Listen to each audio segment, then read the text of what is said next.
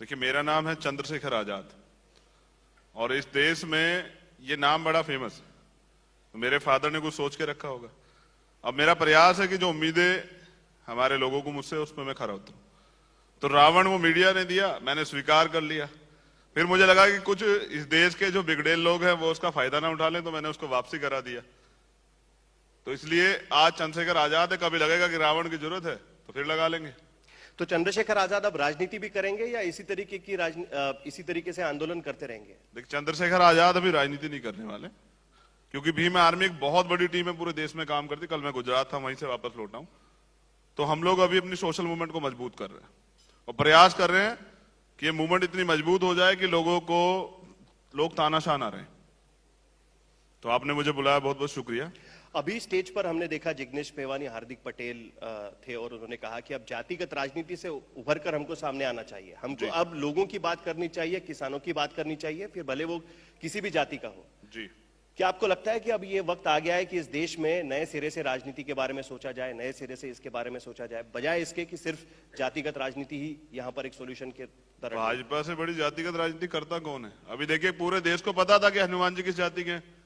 ये तो योगी जी ने बताया। तो जातिगत राजनीति तो वो लोग करते हैं, हम तो 85% की बात करते हैं। इस देश के SC ST OBC minority, transgender, धार्मिक अल्पसंख्यक, सब लोग की बात करते हैं। तो आपने मुझे बुलाया, आपके सवाल बड़े महत्वपूर्ण, लेकिन मैं कुछ प्रकाश डालना चाहता हूं 1 मिनट के लिए। देखिए, भीम आर्मी पूरे देश में स्टूडेंट विंग खड़ी कर रही है, क्योंकि बड़ी समस्या यूनिवर्सिटी और कॉलेजेस में हो रही है। तो बहुत जल्द हम उसकी घोषणा करने वाले। भीमा कोरेगांव में जा रहा हूं, महाराष्ट्र में। वहां के किसी विधायक ने, कोई मिलन एकबोटे नाम के, जिन्होंने पहले दंगा कराया था, संभाजी भिड़े और वो लोग, तो उन्होंने एप्लीकेशन गिरी कि चंद्रशेखर को रोका जाए। लोकतंत्र है, किसी के बाप का वो नहीं है कि कोई किसी को रोक देगा। मैं जा रहा हूं, सरकार को चाहिए, अगर वो चाहते माहौल खराब ना हो, ऐसे दंगाई लोगों को नजरबंद करके घर में बंद रखे जब तक मैं वहां रहूंगा। ऊना कांड जो हुआ था, पूरे देश ने देखा, सब लोगों को पता था। ऊना कांड में जो पीड़ित थे, 2 साल 4 महीने हो गए। भाजपा का चाल चरित्र देखिए, कहते हैं कि हम दलितों के हितैषी हैं।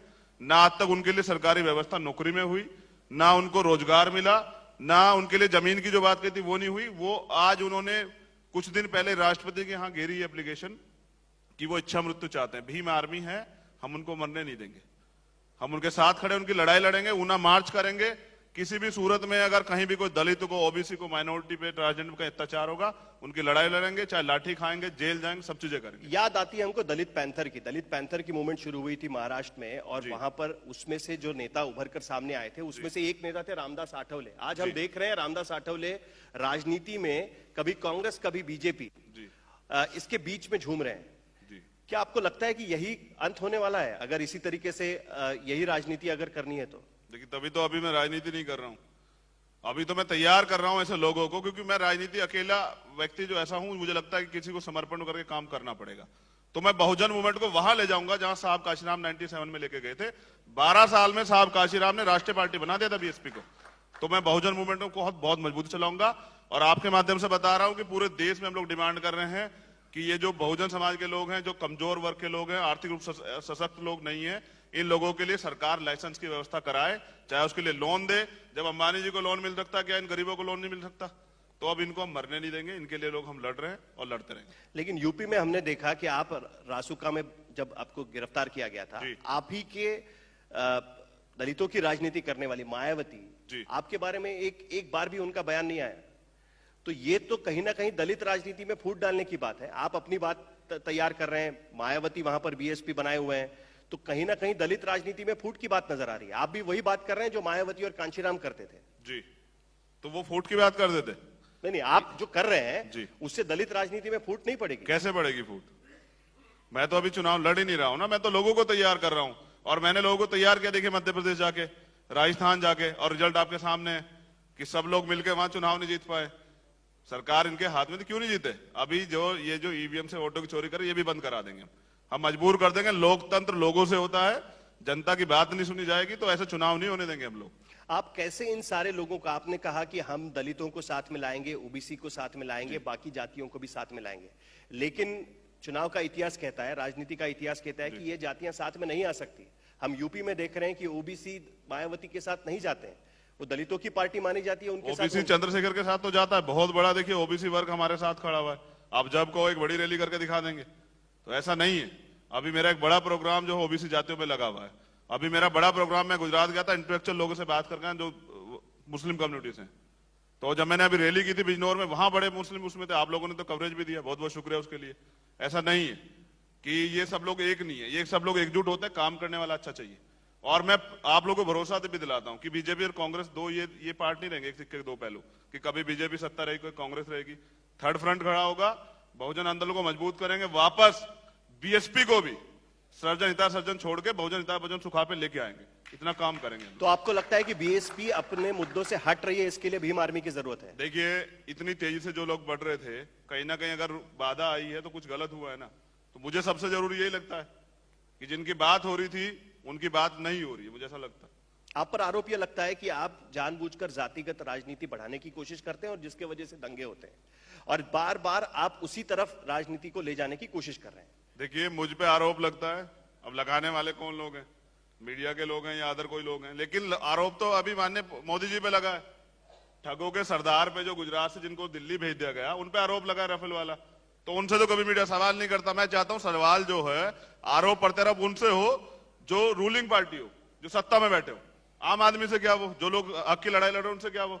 मैं वादा करता हूं 2019 में ठगों के सरदार को हम वापस गुजरात भेजते हैं, कल वादा करके आए वहां। नहीं, 19 में आप किसका प्रचार करेंगे? 19 में पूरे देश में बहुजन समाज की जितनी पार्टियां, उनको एकजुट करके, भीम आर्मी बहुत बड़ी टीम है, उनको तैयार करेंगे, बहुजनों का विकल्प तैयार करेंगे। बहुजन पार्टियां मतलब किन पार्टियों की आप बात कर रहे हैं? देखिए, अभी यूपी में बीएसपी है, समाजवादी है, आरएलडी है, तेजस्वी भाई की पार्टी है, और भी ऐसी जो पार्टियां। अभी तो मैं राजनीतिक विकल्प के बारे में सोच नहीं रहा ना, अभी तो मैं सामाजिक काम कर रहा हूं।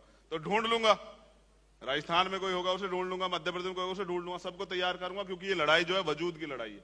अभी लड़ाई सिर्फ हमारी किसी पार्टी से नहीं है, अभी लड़ाई है उन लोगों से जो संविधान को बदलना चाहते हैं। वजूद की लड़ाई लड़ते लड़ते आप यही राजनीति और एक बार पुख्ता करने की कोशिश कर रहे हैं, जो जातिगत राजनीति है उसको और पुख्ता करने की कोशिश कर रहे हैं। आपको मैंने बताया ना, हनुमान जी की जाति आपको कब पता लगी? चलिए आप बताइए। आपकी एज इतनी है, हनुमान जी की जाति कब पता लगी? आपका इशारा है कि बीजेपी दरअसल मैं क्या, आप बता दीजिए ना, जवाब दीजिए, कब पता लगी आपको हनुमान जी की जाति? आप खुलकर बोलिए ना, किसके बारे में बात कर रहे हैं? मैं हनुमान जी की जाति के बारे में पूछ रहा हूँ, कब पता लगी आपको?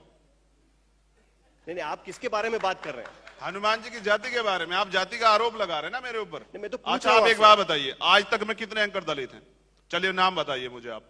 नहीं, लेकिन किसी जाति का एंकर होने की वजह से ही उसका ये होगा, ऐसा नहीं, आप मेरे ऊपर आरोप लगा रहे हैं ना। मैं आपसे पूछ रहा हूँ कि भाई आप पर ये आरोप लगता है, उस पर 85% में 6743 जाति आती हैं, तो मैं जाति जोड़ रहा हूं। मैं तो जो ये दलित, आदिवासी, ओबीसी, मैं कौन सी जाति की बात कर रहा हूं? और मेरी लड़ाई अपर कास्ट से नहीं है, लेकिन मैं अपर कास्ट को क्यों वोट दूं? मैं क्यों उनको नेता बनाऊं? बाबा साहब ने राजनीतिक अधिकार इतना मजबूत दिया, ये मैं उनको दे दूं? क्यों? वही लोग उत्पीड़न करते हैं, वही लोग SC/ST एक्ट का विरोध करते हैं, वही हिस्सेदारी रिप्रेजेंटेशन आरक्षण का विरोध करते हैं, वही लोग अछूत और गैर बराबरी की बात करते हैं। 2016 में उत्तराखंड का जोनसार बाबर एक जगह पड़ती है, भाजपा के सांसद है तरुण विजय, राज्यसभा सांसद, वहां गए थे मंदिर में, खूब पीटा, गाड़ी जलाई, धक्का दिया और 9 दिन तक मंदिर का शुद्धिकरण गाय के पेशाब से किया। इस देश में आप जाति की बात कर रहे हैं? जाति तो आदमी के माथे पे लिखी हुई है जनाब, कैसी बात कर रहे हैं?